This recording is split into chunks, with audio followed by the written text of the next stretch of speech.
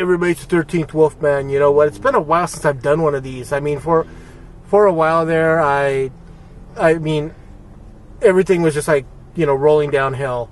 I forgot to charge my camera like one weekend, and then the following couple weekends, there really hasn't been anything on I wanted to see. Well, yeah, that I wanted to see.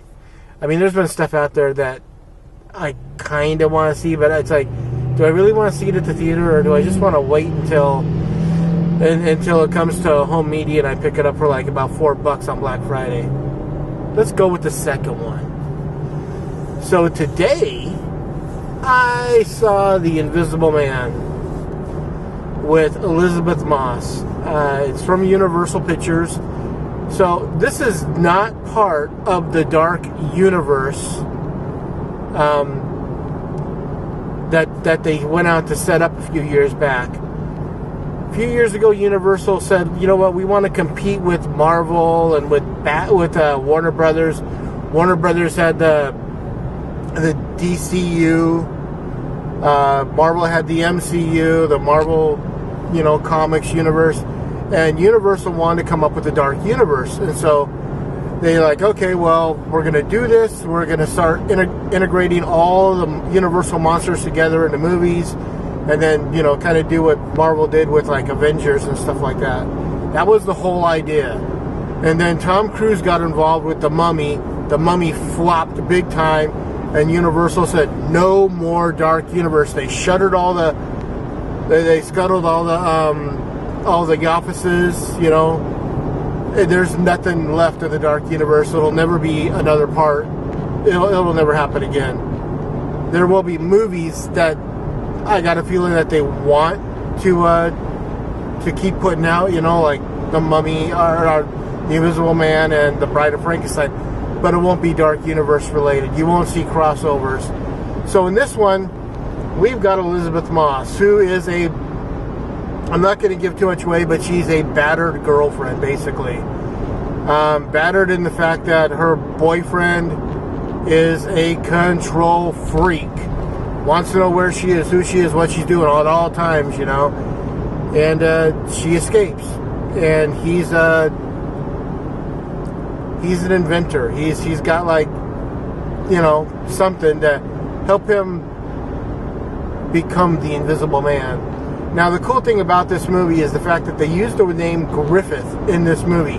Griffith was the main last name for the original Invisible Man. You know, there was the Invisible Man and 4 sequels. And in most of them, the last name Griffith was involved because they were the people that invented the potion or whatever. The potion, the formula, whatever you want to call it. In this case, it's a little bit different, but it's a good time. This movie is more of a thriller rather than a horror film, I will say that much. And, I mean, I have one tiny gripe. I'm not going to tell you about it until you see it. If you do see this movie, you know, leave a comment. Ask me what my gripe is. I'll tell you. Don't worry about it. But I'm just... Right now, I just think everyone needs to see this because it's a fun movie. And there's blood, man. I mean, if you're a gore horror, then there's blood in this movie for you. But like I said, it's a thriller. It's a good time. Elisabeth Moss does a great job in this movie. If you don't know who she is, she was Peggy on Mad Men. She's in The Handmaid's Tale right now over on Netflix. She's done a ton of other stuff, but I think she's a good actress. I think she brings a simple. Simple's not the right word. I guess I'm trying to say she brings more of a ordinary, you know, feel to, you know, rather than being the oversized, glamorized, you know, superstar. It's like, hey, look, it's Beyonce. It's like, no, it's Elisabeth Moss. She's a pretty woman, but it's not over glamorized. And in this movie, she gets pulled through the ringer, to quote Mama Wolf, big time. What would I give this movie? I know when I asked Mama Wolf what she'd give it, she said she'd give it 3 chainsaws out of 4.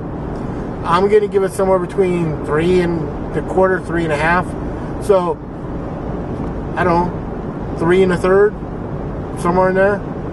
Chainsaws out of 4. It's a good time. I keep saying that, but it is a good time. The time just flew by, actually, while watching this movie. And, yeah, that's pretty much it. So, check it out. The Invisible Man. It's out now. It's a Blumhouse film. I know a lot of people aren't big on Jason Blumhouse, but he did it right. As a producer, he did it right for this movie. Always, as always, like, subscribe, share, and comment. I always want to know what you have to say.